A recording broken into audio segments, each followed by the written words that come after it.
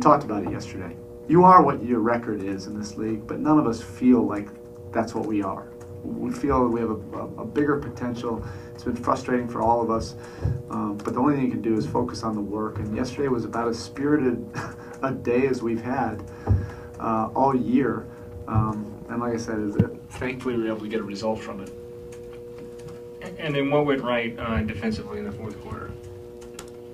A little bit of everything. You know, the defensive pressure, containing the basketball. Norris did a great job. Lou did a great job. They missed some shots. We were able to force them into some pull-up jump shots where they missed. But overall, our disposition and working them, trying to get them uncomfortable, you know, you hope there's a karma to that. But they missed some shots. It's competition. Erik, how much of a luau picking LeBron up full court was just your suggestion or his, and then also just the early fouls on LeBron, especially in transition, that part of the game plan? Well, we tried to extend our defense as much as we could, just to occupy them. Lou did a fantastic job with that. We were going to use multiple players if we needed to, which he was able to go the whole way without drawing too many fouls, and transition's a big part of their game. Are you surprised Lou had that type of endurance? Because, I mean, not that he'd had that type of assignment all year long, but he didn't seem to have any let up from, you know, from start to finish. I think Lou's one of those guys, you just give him a task. He really responds to that. He takes pride in completing a task. And at the end of the day, I mean, look, we've seen it on the other end. He just makes incredible plays.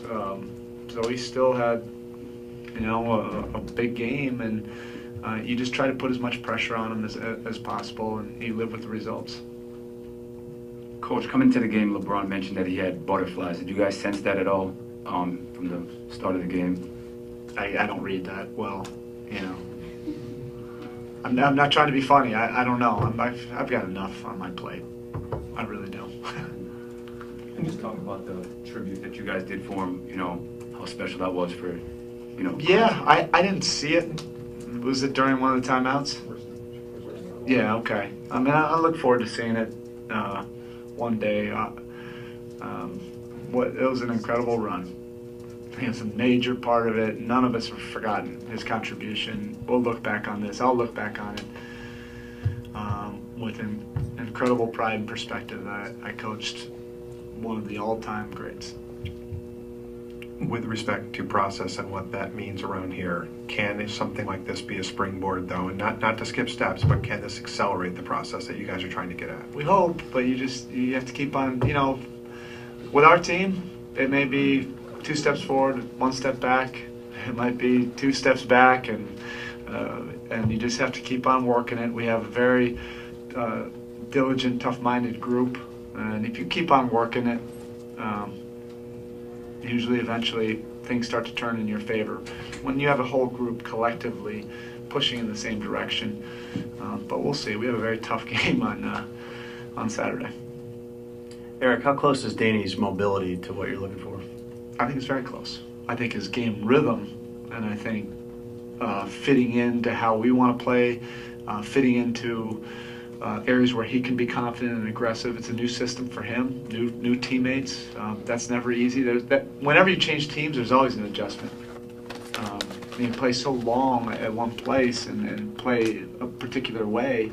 You come here and it's like, wow, he probably feels like a rookie in some regards. Different defensive system, different role offensively. But we wanted to alleviate any pressure on him about production. It was about getting your body right, healthy, and then we'll start to work him in. Really, we were planning on the beginning of the new year, but he's been ahead of schedule, so we'll see.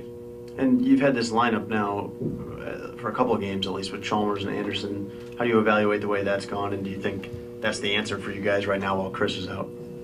I'm not going to change it after this game. Yeah. What have you liked about that lineup? What's worked well for that lineup? I mean, you hadn't had Anderson in the starting lineup the entire time he'd been here until now. We have 4 guys that have played together. Well, 3 guys that have played together, and 2 veterans, Lou and Sean. It's a good defensive unit, but we have to build on it, and the consistency of whatever lineup. It's my job to find some kind of rotation and connection that works right now with CB out. I embrace that challenge. And then when he comes back, I'll be left with another decision as well. There was some concern early about Sean Williams' defense. Has that gotten better? Schematically, yes. He's made great strides. Our system is probably a lot different than a lot of places he's played. Sean's awesome. He's one of these guys you love walking in the gym and he's there. He's always one of the first guys in. He's not afraid to work, and he's embraced it. It's not a coincidence that he's been in here since August. Okay, thank you.